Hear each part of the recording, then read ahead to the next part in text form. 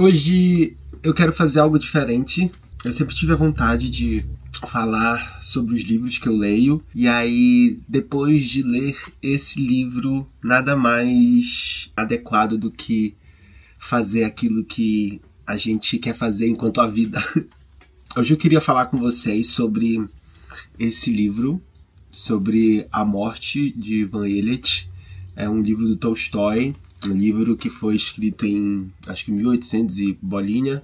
Na verdade, é a segunda vez que eu leio esse livro. Eu li ontem, na verdade, a segunda vez. E a primeira vez que eu li, eu fiquei com aquela pulguinha atrás da orelha de me questionar se eu também, de alguma forma, também não sou o Ivan. Quanto tempo na minha vida eu não segui cumprindo o mesmo papel que o Ivan cumpre perante os outros, perante si, diante da própria vida. Apesar de falar do livro se chamar A Morte de Ivan Ilitch, a gente, nesse livro, na verdade, o Tolstói vai falar mais sobre a vida dele. O que aconteceu até o momento em que ele, então, morre e a gente se depara com a reação das pessoas que sabem da morte dele, como a vida dele é considerada pelos demais, né? Pelos amigos, pela família, pela esposa. Por que eu quero falar disso? Porque acho que a gente está no final do ano, hoje é 23 de novembro, e tudo que eu consigo pensar depois de ler esse livro é de que ainda dá tempo. Ainda dá tempo para fazer o que você quiser ou sonhar fazer na sua vida, nesse ano ainda que está acabando, mas ainda dá tempo de fazer, ainda dá tempo de sonhar, porque a gente está aqui. Independentemente de quanto tempo nos resta, é nos perguntar o que eu posso fazer com esse tempo que me resta, sabe? Acho que essa é a provocação que, de alguma forma, o livro vai provocar, porque a história vai contar sobre um juiz, que é o Ivan, que aos 45 anos de idade ele morre de uma doença misteriosa e incurável. A história, como eu disse, ela começa, na verdade, já com a morte dele. Nas primeiras páginas, o que a gente vai ver como as pessoas significaram, como elas reagiram diante dessa notícia. Por exemplo, o livro começa com os amigos do Ivan, que eram juízes, junto com ele, que jogavam cartas juntos. Eles estão reunidos e algum deles lê em voz alta que o Ivan havia morrido. E a maneira como os colegas reagem, na verdade, é justamente como todos vão lidar com a morte do Ivan durante toda a trama, durante todo esse livro, que é muito pequeno, mas muito, muito, muito potente. Que eles vão tratar a morte do Ivan, vai ser representada com total frieza e indiferença diante dos demais. Por exemplo, quando eles sabem da morte do Ivan, eles, na mesma hora, eles começam a pensar, na verdade, no impacto daquela morte nas transferências e, por exemplo, nos cargos. De que forma aquilo influenciaria eles, os colegas, os cunhados deles, os familiares deles, de que forma eles se beneficiariam daquela vaga do Ivan que agora está vaga. Algo que o Ivan dedicou toda a vida dele, dedicou todo o tempo dele, fez daquilo a sua principal motivação e fuga mesmo da realidade, agora sendo tratado apenas como um lugar vazio. Então, a morte, né, na verdade, do Ivan não é vista como a perda de um amigo, mas a abertura de uma vaga. É como se todo o tempo a gente conseguisse ver o Ivan distante e pensar com um certo alívio. Aí está. Morreu e não foi eu. Então, quando o Ivan morre, a gente acompanha o comportamento de todas as pessoas que ficaram, né? E a gente passa a perceber o que fez, na verdade, esse homem, um homem vivo como nós, como eu, como você, se transformar aos poucos num cadáver. Perceber que a morte de Ivan, a doença de Ivan, não começou da data que ele foi de fato acometido pela dor, mas que, na verdade, é uma soma de fatores que a doença vem só ser o símbolo de todas elas, né? Dessa dor, talvez, de uma própria existência que só a partir do que ele vai passar é que ele vai poder se questionar esse valor que ele dá à própria vida.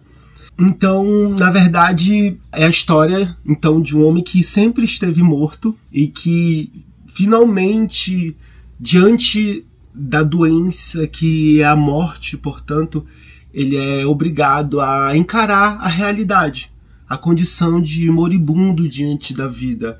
E isso por quê? Porque a história, na verdade, gira muito no raciocínio que ele traz, que o Ivan aprendeu na faculdade de Direito, que é um silogismo, né, que fala que todos os homens são mortais. Caio é homem, logo Caio é mortal. Mas isso, de alguma forma, persegue o Ivan no sentido de que ele se achava diferente dos demais. Ivan, ele não era como Caio, ele não era homem mortal como Caio, então ele não achava que as coisas que viessem a acontecer na vida dele de alguma forma seriam contraditórias àquilo que ele vive, até porque a história deixa muito bem elaborado, muito bem detalhado o quanto o Ivan era um homem disciplinado, era um homem correto, um homem bom, um homem que cumpriu exatamente o papel que ele sentiu que ele precisava representar. Ele era o papel de pai, no sentido de pai e marido, no sentido de prover para casa, mas não tinha muito envolvimento. Ele era juiz, mas ele era juiz e não tratava as pessoas, digamos, com uma aproximação humana, mas agia da mesma forma que ele aplicava o raciocínio de Caio, de forma automática. Ele vivia uma vida de formalidades e não havia muita aproximação das coisas que ele fazia, porque todo o tempo ele estava representando um papel que talvez desde muito antes tenha sido dado para ele, porque a história conta que a família dele o reconhecia como a fênix da família, aquele então que ressurgiria do pó e elevaria todos, né, todos ao seu redor. Então, o objetivo do Ivan, de alguma forma, sempre foi essa ascensão, sempre foi ascender.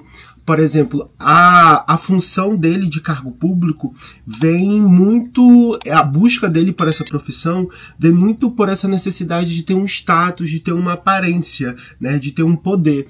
E isso está muito representado até mesmo no perfil do juiz. Alguém que está, talvez, que se considera até mesmo acima da lei.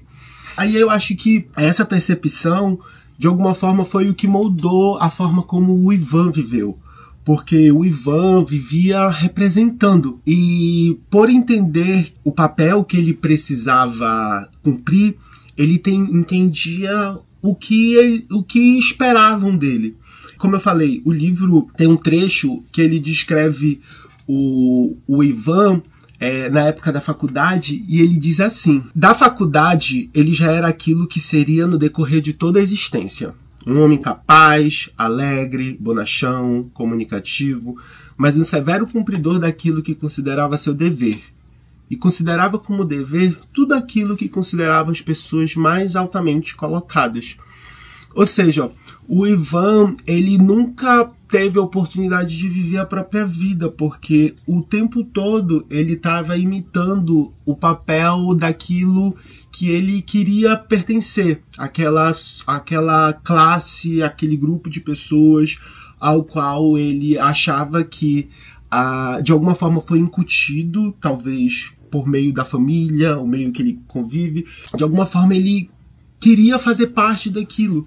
E aí, por conta disso, em nenhum momento, talvez, ele tenha se questionado se tudo aquilo que ele estava vivendo condizia com o que realmente fazia sentido na vida dele.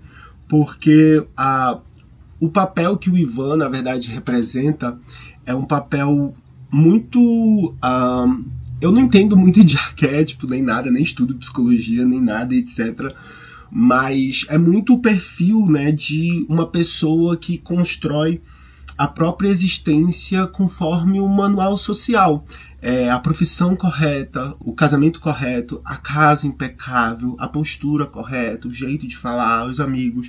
De alguma forma eu acho que o Tolstói, ou pelo menos foi como eu me senti provocado, esse livro ele é uma tragédia, ele denuncia uma tragédia silenciosa que ocorre dentro da gente, que é, enquanto a gente está se organizando muito por fora, para atender alguma expectativa, para parecer correto, para ser aceito, para ser quisto, para ser respeitado, por dentro nós estamos de alguma forma apodrecendo, porque em momento algum o que está sendo feito por nós.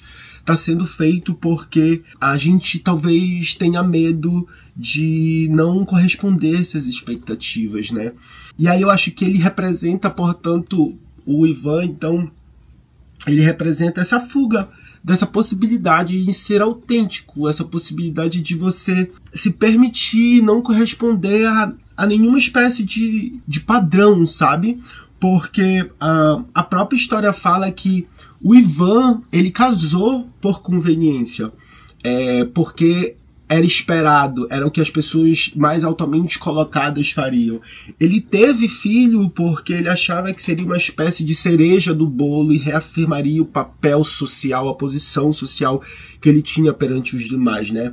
Pai, casado, chefe de família.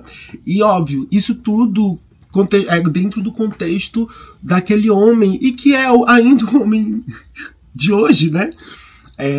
Aquele homem de 1880, né? Aquela família, um homem que estava preso a esses valores que escondem muitas das vezes as reais necessidades, as reais vontades que nós temos, né? Porque acho que o que esse livro vem falar, e é o tema da minha vida, talvez o tema das nossas vidas, é o quanto a necessidade de aparentar algo nos tira de nós mesmos, né? A gente investe tanto nessa necessidade, por exemplo, por ele ser juiz, a ideia de que ele precisa se portar de uma forma, ele precisa falar de uma forma, ele precisa estar rodeado de determinadas pessoas, ele não pode gostar disso, ele não pode gostar daquilo. Então, esses papéis que nós vamos assumindo ao longo da vida para podermos representar de forma melhor aquilo que a gente faz, muitas das vezes acaba nos definindo, porque a gente, por essa necessidade de representar algo tão bem como o papel de juiz, como o papel de pai, a gente não se permite ser outras coisas. E aquilo passa a ser a nossa vida, quando não é. Aquilo talvez seja uma parte da nossa vida, né? A história, ela aponta muito nesse sentido do quanto a vida do Ivan, ela foi essa vida voltada a uma expectativa exterior. Em nenhum momento o Ivan se perguntou se aquilo era realmente a vida que ele queria. Pelo contrário, ele era a fênix da família. Era ele que elevaria todo mundo. O que a história dele vai representar, o que então dessa história vai nos fazer pensar, é que o Ivan, apesar de todo o sucesso, apesar de tudo que aconteceu com ele, porque, por exemplo, antes dele ser acometido pela dor, foi promovido, ele muda para uma nova casa, né, por conta dessa promoção, mas ele foi promovido a 2 cargos acima do que ele estava antes e que eram os amigos dele. Então ele estava num auto-reconhecimento, um auto-reconhecimento profissional. E as preocupações dele naquele momento, ao invés de ter algum tipo de envolvimento com a vida, na verdade eram as coisas mais fúteis. Era acerca do tipo de enfeites que ele teria na cortina da casa luxuosa que ele então agora vivia. Então, apesar de todo o sucesso que o Ivan vivia, de alguma forma ele vivia buscando alguma coisa. e é então uma vida de fracasso diante de uma vida que até então ele via de sucesso, porque ao longo da história a gente vai acompanhando com ele que todas as escolhas que ele fez, por mais corretas e boas e justas que ele tenha feito, porque é isso, ele cumpriu o papel do cidadão de bem. Ele cumpriu o papel de profissional, talvez.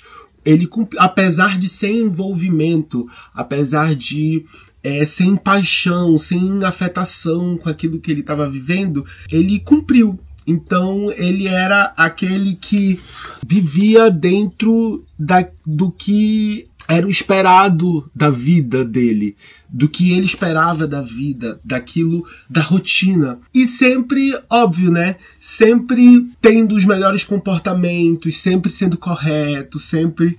Mas quando as coisas começam a virar para ele começa a se perguntar porque nada justificava aquilo que ele agora vivia. E isso faz ele se perguntar: valeu a pena? Valeu a pena tudo isso que eu me dediquei, tudo isso que eu escolhi, tudo isso que eu comprei, tudo isso? Porque o que, pelo menos, para mim, falou muito e que eu consegui identificar, porque eu me vi no Ivan por diversas vezes, é de que o quanto ele estava preocupado com jantares, com roupas, com jogo de cartas, o trabalho, com ser o melhor, com ser reconhecido, com mostrar poder, por ser temido pelos outros.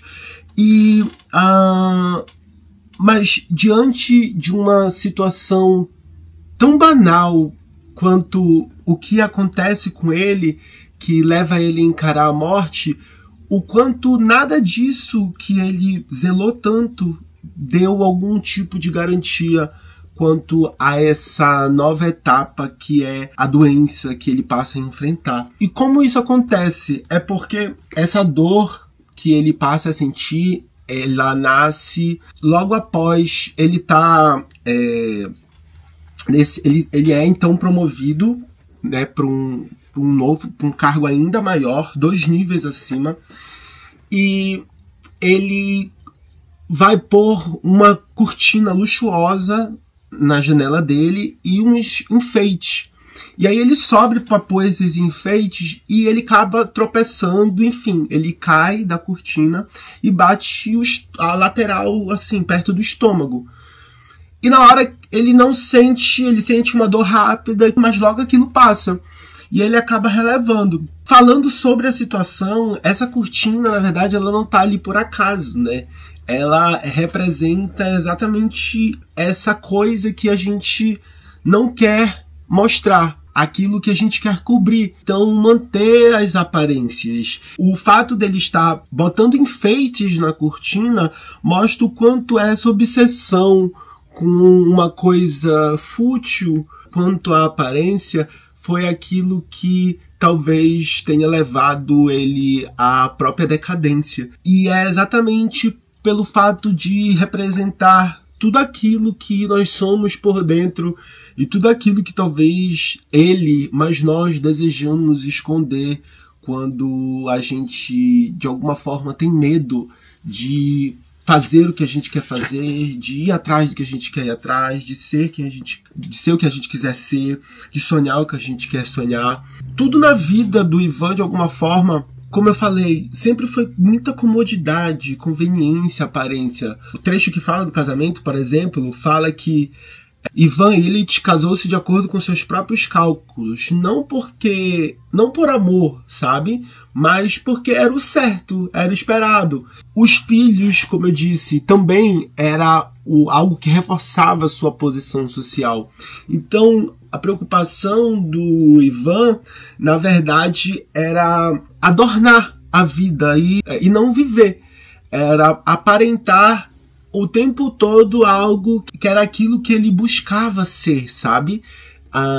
E que, de alguma forma, no fim da vida, que ele vai se perguntar se isso valeu a pena. É o momento em que, diante da morte, que é a nossa grande realidade, é a parede a qual todos nós vamos dar de cara, ele é obrigado a se perguntar se tudo isso que ele viveu valeu então a pena. Um trecho fala que ele estava tão preocupado em parecer que, por exemplo, a casa dele tinha coisas que em toda casa de rico tinha. Por exemplo, damascos, pau preto, flores, tapetes, bronze.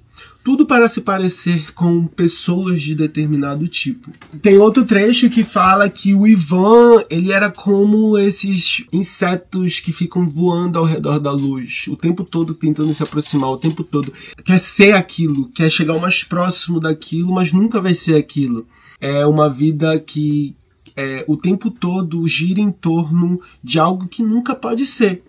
Então, o ponto talvez central do livro e que conversa muito comigo é o quanto em determinados momentos da vida a gente vai perceber o que é realmente importante. E que não nos custe não nos custe muito ou estar no fim da vida para perceber o que realmente importa, né?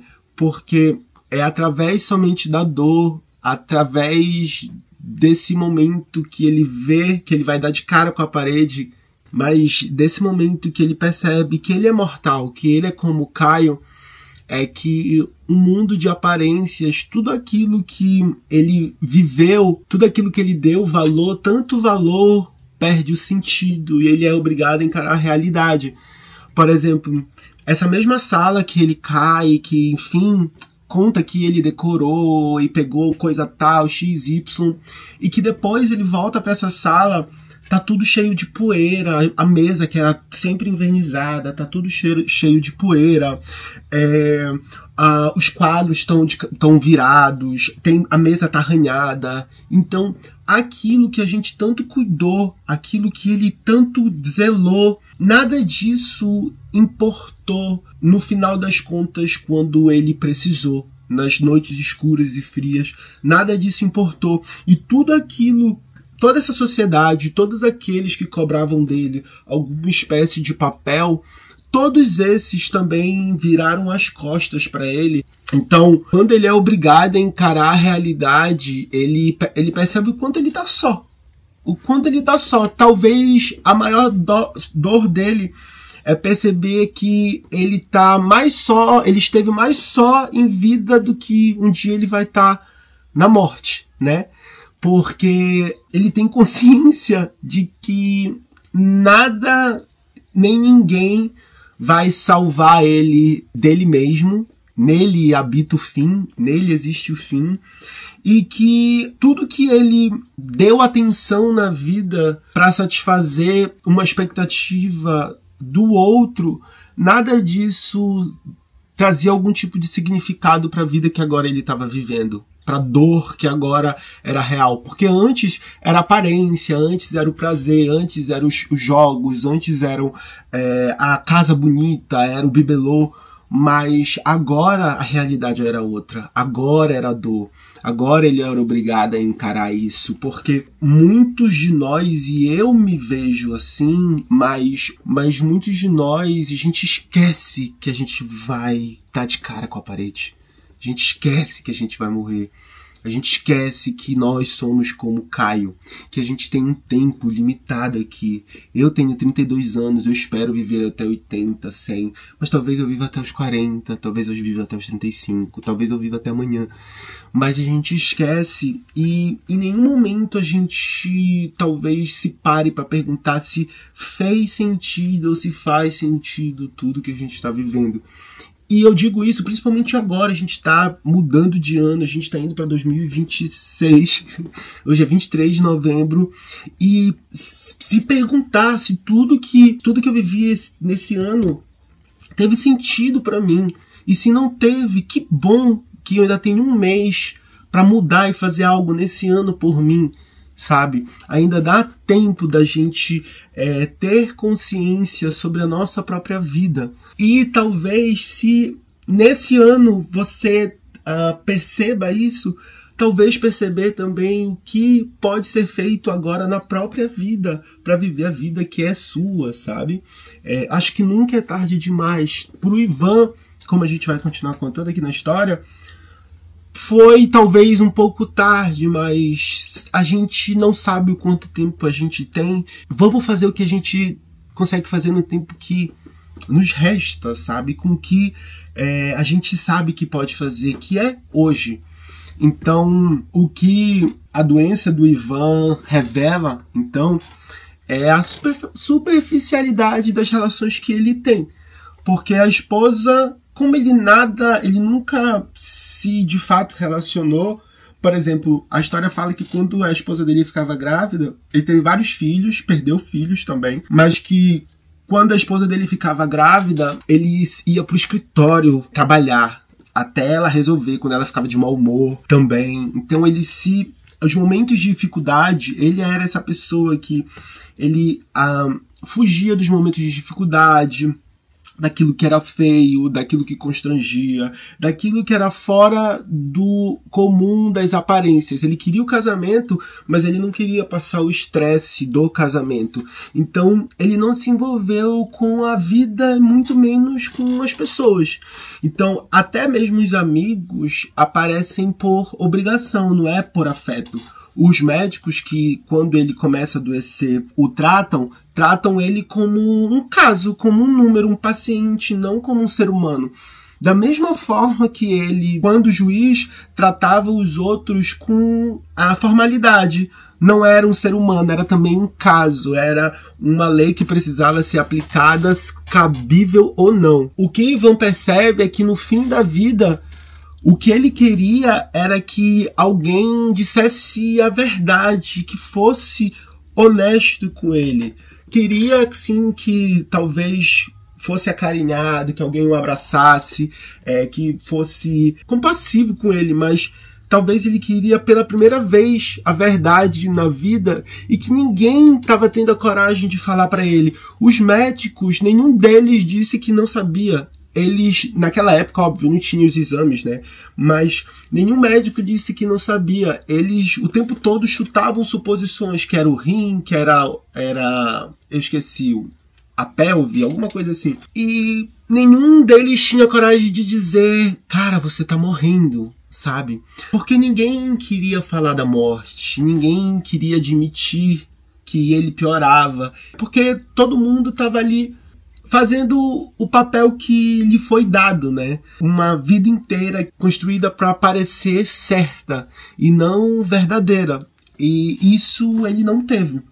E aí, acho que esse é o momento que ele percebe que o mundo é indiferente à dor dele.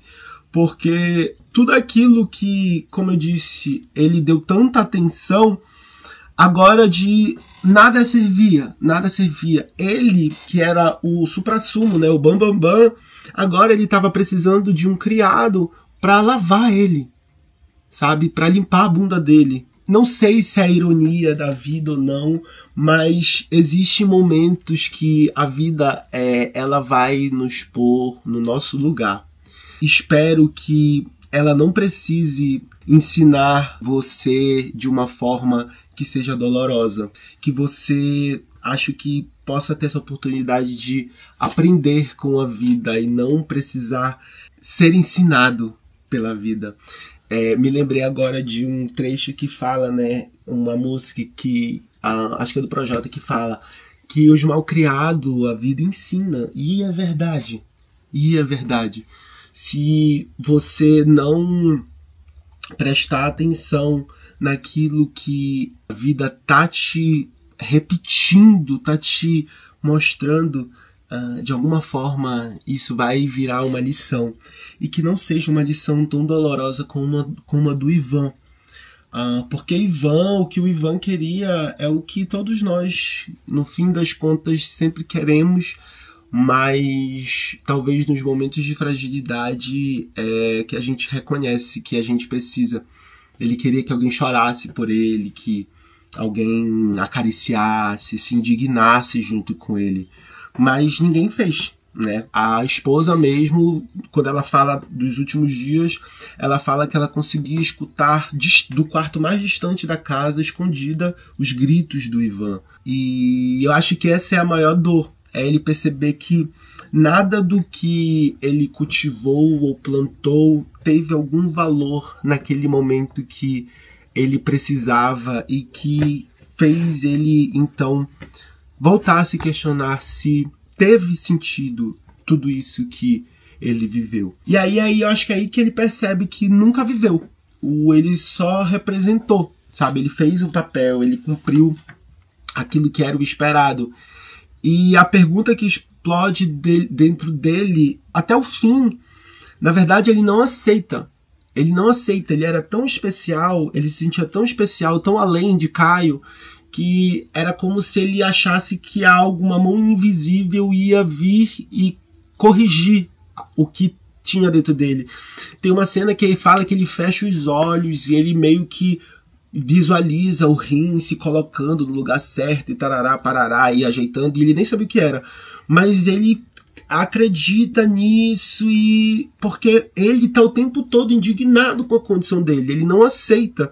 Tanto a solidão o indigna, mas o que faz ele questionar o tempo todo é porque se eu fiz tudo certo. E aí é quando ele percebe que talvez não tenha sentido. E que aí ele diz, a vida não pode ser assim sentido. E se for, pra que morrer?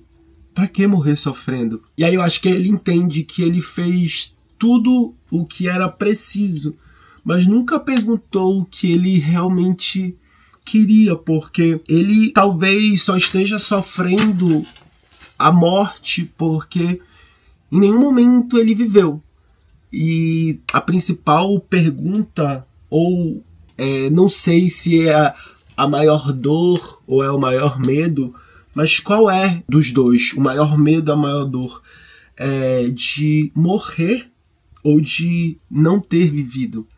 Porque é isso que o Ivan me fez questionar sobre mim. Me fez questionar sobre esse ano que eu vivi. Será que eu tô vivendo a minha vida porque eu não quero, como já aconteceu, e acho que é difícil resumir, mas antes de tudo isso, de me visualizar no fim da minha vida, assim, não sei se você já fez essa experiência, se não faz, mas de se visualizar assim no fim da vida, como se a gente tivesse a oportunidade de dizer tchau pra vida e fechar os olhos por vontade própria. Se imaginar nesse dia e olhar para trás, se era isso mesmo. Se tem alguma coisa que mudaria, porque se tem alguma coisa que você mudaria, ainda dá tempo de mudar, ainda dá tempo de mudar, ainda dá tempo de fazer. E se não der, a gente vai continuar fazendo, a gente vai continuar tentando. Porque isso é o que somos nós, é isso que dá sentido à nossa vida. Porque se for para morrer, que a gente morra atirando, que a gente morra caminhando, que a gente morra, como diria Montagnier, que a morte nos encontre a plantar nossas couves, que a morte nos encontre fazendo aquilo que a gente gosta, fazendo aquilo que a gente ama, fazendo aquilo que faz nosso olho brilhar. Porque aí quando a morte nos chegar, não vai ser nenhuma surpresa. Acho que o tempo todo a gente já vai ter tanto nos preparado para ela, que tudo que a gente fez na nossa vida foi viver a nossa vida. Essa é a dor, mais uma vez, do Ivan. É perceber que nada nos salva de nós mesmos. Nós somos como flechas em direção ao fim. E alguma hora a gente vai dar de cara com uma parede e quebrar. A grande situação do Ivan é perceber que não houve sentido nenhum para o que acontecia com ele. Porque ele fez tudo certo. Não fez o que ele queria, mas ele fez tudo certo. E no final das contas não tem sentido. Não tem sentido. E é perceber que a vida é isso. Não tem sentido. O sentido nessa coisa que é sem sentido é a gente que dá. Então, para que o dia que isso que não tem sentido então acabar, o que a gente vê tenha algum sentido. E aí acho que é esse momento que a gente é obrigado a encarar essa realidade do sem sentido, que é a morte, que é viver e morrer. Porque não basta não ter sentido nascer. Nós não somos preparados para nascer. mas pro morrer nós estamos o tempo todo caminhando em direção. E muitas das vezes a gente só para realizar isso quando a gente está doente ou quando a gente está no fim da vida, a gente tem a oportunidade de envelhecer. E aí nesse momento é que a gente olha para trás e vê o que realmente importa. Porque quando a dor aumenta pro Ivan, o que ele faz, ele começa a pensar que quanto mais ele se afasta mentalmente nas lembranças do presente, daquilo que ele vivia agora, e mais ele ia encaminhando a infância pro mais distante, mais próximo da infância que ele ia, mais ele se lembrava dos momentos de felicidade, daquilo que realmente ficou e significou para ele, importou, que era o café, o bolo, que era a ameixa seca da mãe, da avó, que era o irmão, que eram os brinquedos, que era as coisas simples que na infância a gente tem, que não são coisas, são experiências, são momentos, são sentimentos, são alegrias que a gente compartilha e não precisa de um tostão.